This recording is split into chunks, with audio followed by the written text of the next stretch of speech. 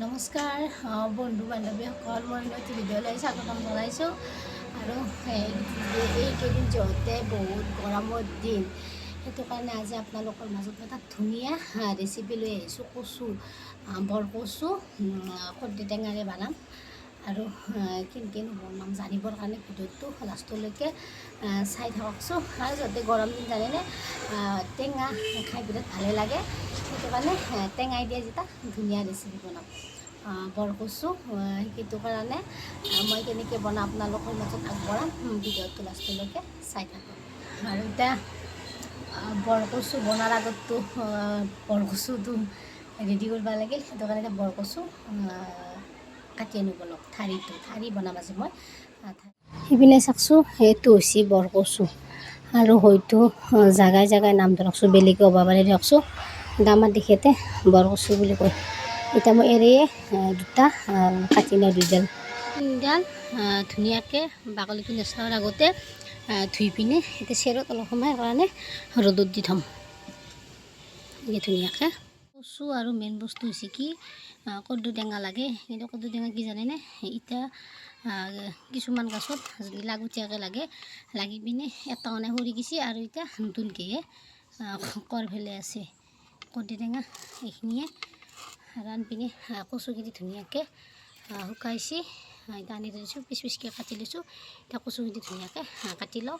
আৰু কৰ্দৈ টেঙা, কৰ্দৈকেইটাৰ এনেই পাৰতে পৰি কিনে থেতলা লাগছি, এৰে শিৰাগিলাকে ধুনীয়াকৈ কাটি দিম। শিৰাগিলা ধুনীয়াকৈ গোল গোলকৈ কাটলি হৈ গ'ল। আৰু পিনে কৰ্দৈ টেঙা দিলি কচুৰ লগত, মানে এইটো বৰকচুটো কৰ্দৈ টেঙা দিলি সিজে, বেলেগ টেঙা দিলি ইমান ভাল নহয়। এইটো দিলি ধুনীয়াকৈ গলি যাব। সেইটো কাৰণে কৰ্দৈ জানেনে পাবাৰে নাই, এতিয়া গোটা আগতীয়াকৈ সৰি গৈছে। কিন্তু গুৱাহাটীত ধৰকচোন পইচা হ'লে চব বস্তুৱে খাব পায়, আৰু গাঁৱত কিছুমান বস্তুৰ অভাৱে থাকে বুলি ক'ব পাৰি। এতিয়া এই কৰ্দৈ টেঙা এতিয়া কিমান দূৰৰ পৰা আনিছোঁ কি ক'ম, আৰু বহুত দূৰৰ পৰা আনিছোঁ দিয়ক। ফুল বাজতে লৈ আনিছোঁ, নাই বুলি লৈ আনিছোঁ। আৰু আমাৰ ওচৰে পাজৰে যি দুই এগিৰি মানুহ আছে গেলোঁ, সিহঁতৰ আগতীয়াকৈ লাগি সৰি গাছ, অকল গাছডাল আছে। এতিয়া হৈছে কাটাৰ পালা, আগে এইখিনি কাটি লৈছি, লৈকে ধুনীয়াকৈ চুচ পেলাই দিব।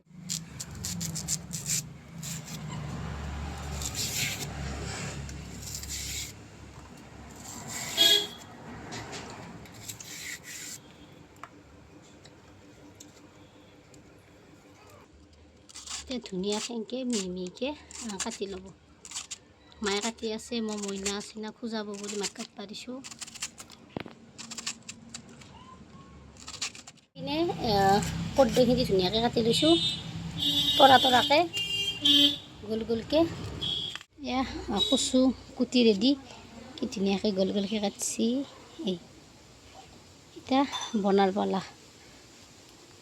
আজি চৌকাতে বনাম ল'ব, কৰাহিটো মস্ত গৰম হৈ গৈছে। তেল অলপমান দিছোঁ, আৰু শুকান জ্বালা দেখিছেনে, মোটামুটি ইয়াতে 15টামান দিছোঁ। অলপ জ্বালা হ'ব লাগিব দিয়কচোন, সেইটো কাৰণে। আৰু দুটামান বগা বেহাৰ দিছোঁ।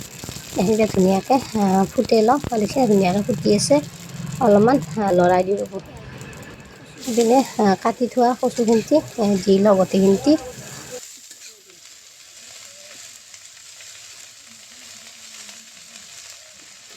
লাৰি দিম, অলপ সময় ধুনীয়াকৈ লাৰি দিছোঁ। এতিয়া ইয়াতে নিমখ দিম, সোৱাদ অনুযায়ী নিমখ দিছোঁ, অলপমান ৰং গুড়া, অলপ সময় লাৰি দিম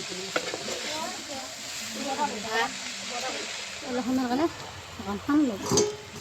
অলপ সময় ঢাকনখন লগাই 5 মিনিটমান ভাজিছোঁ। 5 মিনিট পিছত এতিয়া দিম, এতিয়া মই মেইন বস্তুটো দিম, কৰ্দৈ টেঙা খান্দি। কৰ্দৈ টেঙা খান্দি দি পিনে অলপ সময় ভাজি ল'ম।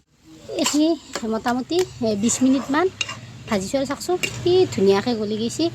আৰু যিসকলেতো খাই পাইছে জানেই বৰকচুৰ সোৱাদ, আৰু যিসকলে খাই পোৱা নাই একবাৰ ট্ৰাই কৰি চাব। আৰু জানেনে মায়ে হাতৰ কচু মায়ে বনাইছে, মই বহি থৈ গৈছোঁ, তাৰপিছত মায়ে ধুনীয়াকৈ বনাই আছে। আৰু অলপ সময় ভাজি ল'ম। ইপিনে চাকচু পূৰা ৰেডি আৰু পূৰা শুকান হৈ গৈছে, পানী অলপ বনাই। আৰু মই জানেনে আজি মোটামুটি 16 বছৰ পিছত খাম। আৰু যেতিয়া নহয় মায়ে বনাইছিল তেতিয়া মই কচু খোৱা হয়ে নাছিলোঁ না, আৰু এতিয়া মই কচু খুৱাইছোঁ। আৰু এতিয়া মোৰ মানে এই কচুৰ সোৱাদটো যেতিয়া মায়ে বনাইছিল মোৰ আজিও মুখত ৰৈ আছে জানেনে। সেইটো কাৰণে আজি বনালোঁ এনেকৈ ধুনীয়াকৈ।